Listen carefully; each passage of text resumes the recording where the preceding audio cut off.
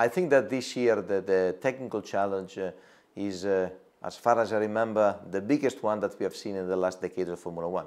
So connected to the challenge, there is the opportunity to make sure that this challenge will be taken in the right way from our group of engineers. We have a total new powertrain. We have a new set of regulations that are very interesting, but has to be really looked carefully in depth in order to make sure that we take, as we said before, the opportunity to improve the level of performance.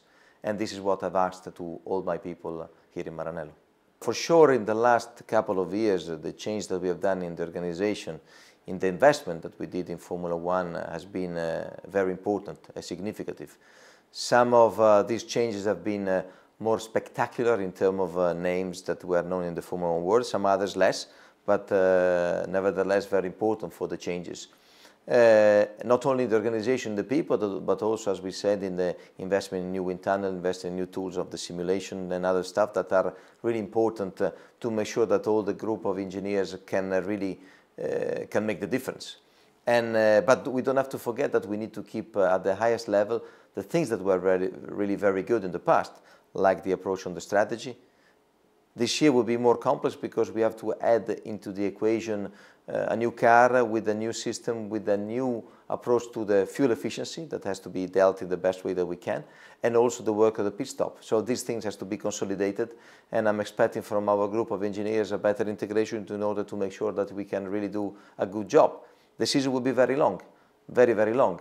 Therefore, it is important to start with a very reliable car at the beginning, and then keep having the development on the dynamic side that was not there last year. For sure, I'm expecting the first days of testing very challenging for everyone. A lot of things to be tested, a lot of things to be checked. And the most important thing, as we said, that we have to avoid is to fall under the big pressure that we have. This has to be very clear, has to be clear with my people.